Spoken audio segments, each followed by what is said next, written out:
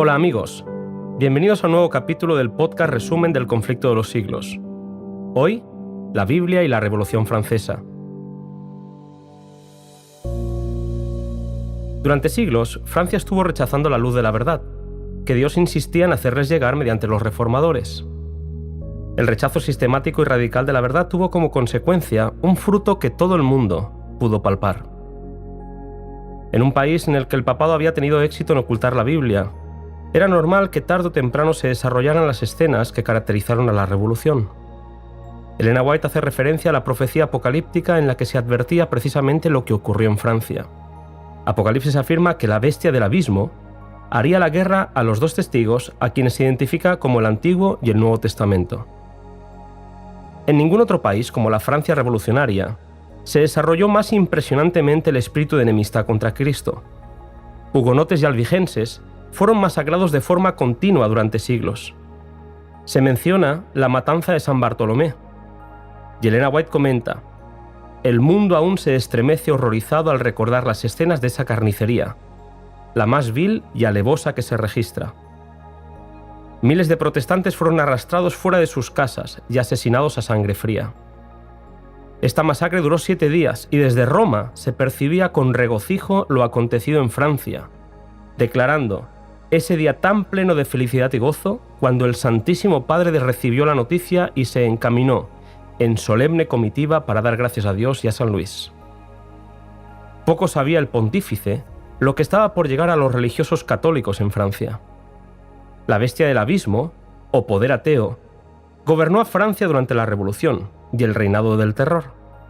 El culto a Dios fue abolido por la Asamblea Nacional, se quemaban las Biblias públicamente y se hacían burlas de todo lo que tuviera que ver con la fe cristiana. Se prohibió todo culto religioso y se exaltó a la diosa razón como la única digna de ser adorada. El papismo, dice Elena White, había principado la obra que el ateísmo se encargaría de concluir. El espíritu de libertad acompaña a la Biblia, pero desde Roma se había insistido en envenenar la mente de los reyes contra la Reforma. Se valoraba la ignorancia, el vicio y la superstición por encima de los valores cristianos. La codicia y el libertinaje de los nobles, el abuso hacia las clases trabajadoras y el odio de las clases bajas hacia las clases altas convertían a Francia en una bomba a punto de estallar.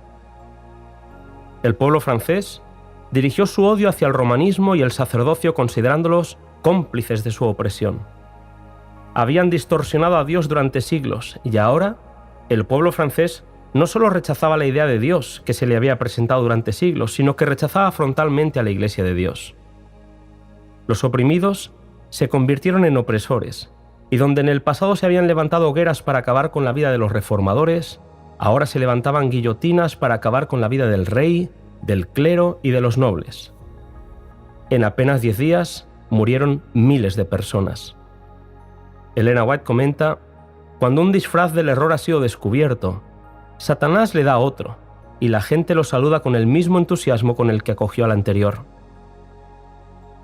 Cuando el pueblo descubrió que el romanismo era un engaño, y él, Satanás, ya no podía conseguir por ese medio que se violase la ley de Dios, optó entonces por hacerle creer que todas las religiones eran engañosas y la Biblia una fábula, y arrojando lejos de sí los estatutos divinos, se entregó a una iniquidad desenfrenada.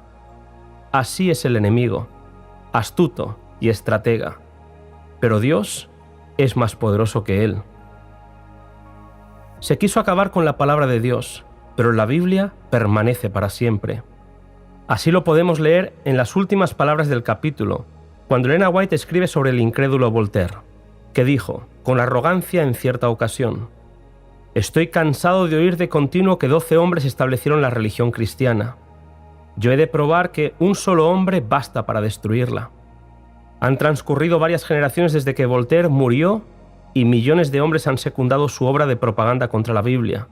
Pero lejos de agotarse la circulación del precioso libro, allí donde había 100 ejemplares en tiempos de Voltaire, hay 10.000 hoy en día, por no decir 100.000.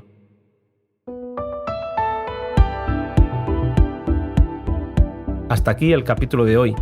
En el siguiente capítulo saldremos del viejo continente europeo para descubrir la tierra de libertad que Dios tenía preparada para bendecir a su pueblo.